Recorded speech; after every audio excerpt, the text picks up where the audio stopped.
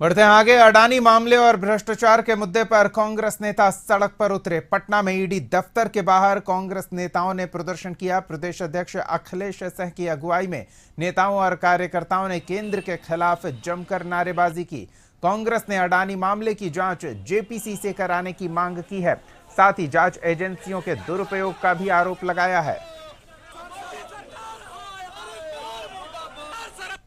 तो आज देशव्यापी प्रदर्शन है और इसी कड़ी में बिहार की राजधानी में भी कांग्रेस कार्यकर्ताओं का हुजूम ईडी दफ्तर की ओर रुख करता नजर आया।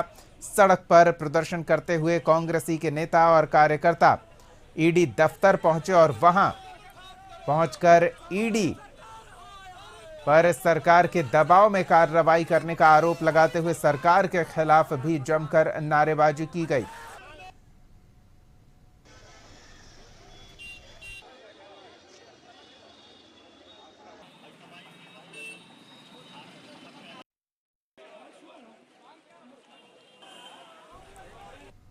तो केंद्र सरकार के खिलाफ प्रदर्शन, अडानी मामले और भ्रष्टाचार के मुद्दे पर कांग्रेस के नेता सड़क पर उतरे। पटना में कांग्रेस प्रदेश अध्यक्ष अखिलेश सिंह के नेतृत्व में बड़ी संख्या में कांग्रेस कार्यकर्ता ईडी दफ्तर की ओर रुख करते नजर आए। ईडी दफ्तर पहुंचकर केंद्र सरकार के खिलाफ नारेबाजी की और ईडी की कार्रवाई को लेकर सरकार पर हमला बोला। सरकार पर जांच एजेंसियों के दुरुपयोग का आरोप लगाया।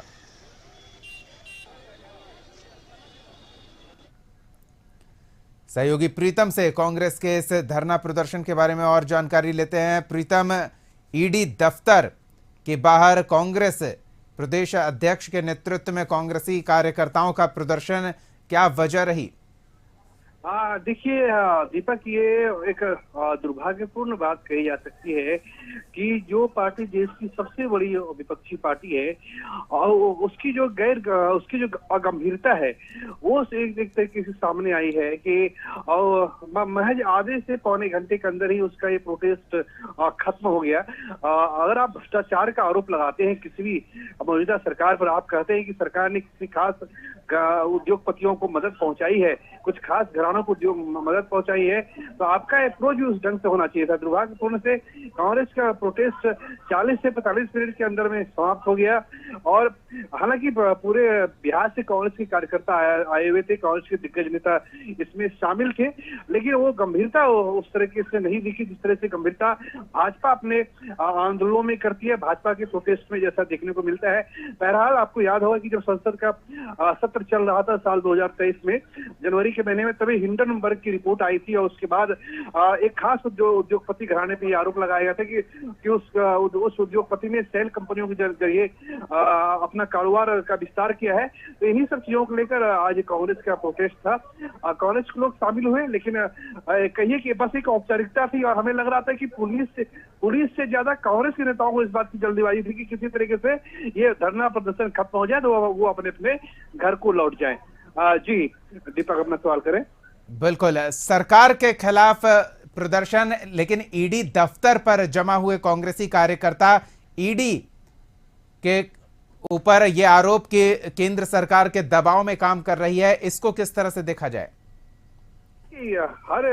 देखिए ऐसा है कि उद्योगपति इस देश को चलाते नहीं है, बल्कि कोई भी उद्योगपति होता है तो उसका पहला मकसद होता है कि वो कारोबार को विस्तार करे और वो मुनाफा भी कमाए।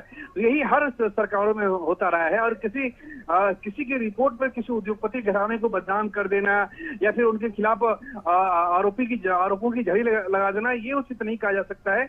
कुछ हो सकता है, कुछ माल प्रैक्टिस भी हो, लेकिन किसी राजनीतिक प्रतिस्पर्धा में अपनी भड़ास निकालना ये स्वस्थ नहीं कहा जा सकता है। प्राइवेट सेक्टर का एक अपना योगदान है किसी भी देश में, चाहे वो रोजगार का निर्माण का कार्य हो या फिर देश की प्रगति का निर्माण कार्य हो।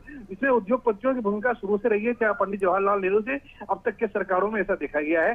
कांग्रेस ने प्रोटेस्ट किया है, लेकिन जैसा मैंने फिर कहा कि ऐसा लग रहा था कि कांग्रेस से पुलिस से तो वो गंभीरता देखने को नहीं मिली। ये स्थिति है कांग्रेसी कार्यकर्ताओं और नेताओं के विरोध प्रदर्शन और धरना प्रदर्शन में। बहुत बहुत धन्यवाद प्रीतम इस तमाम जानकारी के लिए।